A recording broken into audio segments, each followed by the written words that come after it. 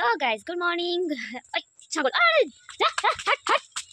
আর কি বলবো, সকাল সকাল ঘুম থেকে উঠে গেছি, ঘুম থেকে উঠে পড়ালাম, টিউশন পড়িয়ে এখন আমি রেডি হবো। আর এদিকে রান্নাও চাপিয়ে দিয়েছি, আর এদিকে চানও করতে হবে। সব কিছু মিলিয়ে আমার তো নাজেহাল অবস্থা। দুদিন বাবা মা আসেনি, দুদিন দুরাত আমি বাবা মাকে ছাড়া কাটিয়ে দিলাম প্রথমবার। নইলে আমি কোনোদিন একা একা থাকিও না, তো সেক্ষেত্রে এবার আমার ভয়টা লাগেনি, বাট তাও আমার বাবা মাকে ছাড়া একদম ভালো লাগে না। আর এখন আমার সম্পূর্ণ চাপ আমার ঘাড়ের উপর পড়েছে। রান্না বসিয়ে আমাকে এদিকে চান করতে হচ্ছে, আবার তরকারি রান্না করতে হবে, তারপরে আবার ক্লাসে যেতে হবে, তারপরে বাড়ি আসে, তারপরে পড়ানো আছে, তারপরে একটু বেরোনোর কথা আছে। এই নিয়ে সব মিলিয়ে আমি না পুরো ডাক অবস্থা খারাপ। তো যাই হোক, চলো এবার আমি চান করার দিকে যাই, জামা কাপড়গুলো রেখে দিই, তারপরে আবার কথা বলছি। চান করতে যাওয়ার আগে আমার মনে পড়লো যে আমি তো উনুনে ভাত রান্না বসিয়েছি, এবার ভাত যদি উতরে পড়ে যায় তাহলে তো অবস্থা খারাপ। এদিকে ব্রাশ করাও হয়নি, ব্রাশ করতে করতে এদিকে চলে আসলাম রান্নার কাছে। আর এদিকে ঠাম্মা আমাকে তরকারি করার জন্য কেটে দিচ্ছিল। ঠাম্মা তাড়াহুড়ো করে আলু কেটে দিল, কিন্তু আমার এদিকে রান্না করতে করতে সয়াবিন করলাম, এবং সয়াবিনের পরে যেভাবে রান্না করা হয় আলু কষিয়ে, সেই আলু কষাতেই আমি ভুলে গেছি এবং ঝোল বসিয়ে দিয়েছিলাম। তো যাই হোক, তারপরে আবার ঝোলটা নামিয়ে আলুটাকে কষিয়ে আবার ঝোল বসিয়ে দিলাম রান্না করতে। এমন হয় একটু চালিয়ে নিও। আমার মনে জল ঠান্ডা হয়ে গেল, আমি রেখে রান্না করতে বসেছি, এদিকে জল ঠান্ডা হয়ে গেছে।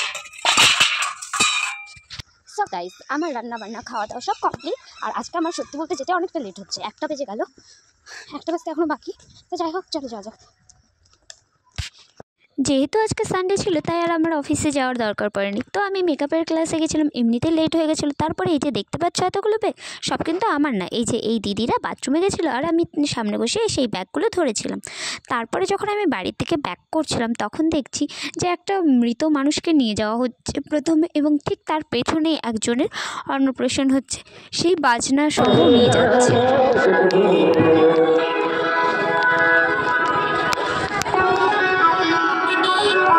সত্যি বলতে এই জিনিসগুলো দেখেও খুব কষ্ট লাগে। একদিকে অন্নপ্রাশন হচ্ছে, আরেকদিকে মৃত মানুষ যাচ্ছে।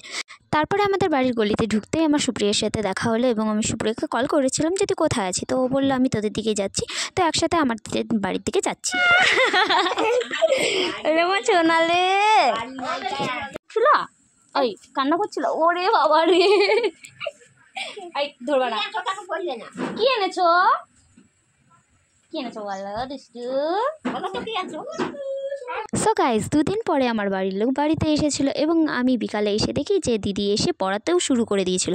আর কুট্টুস তো আমাকে পেয়ে খুব খুশি। তারপরে দেখছি আবার যখন যাচ্ছিলাম আমি পড়াতে, তখন দেখছি সেই অন্নপ্রাশনের লোকগুলো আবার যাচ্ছে।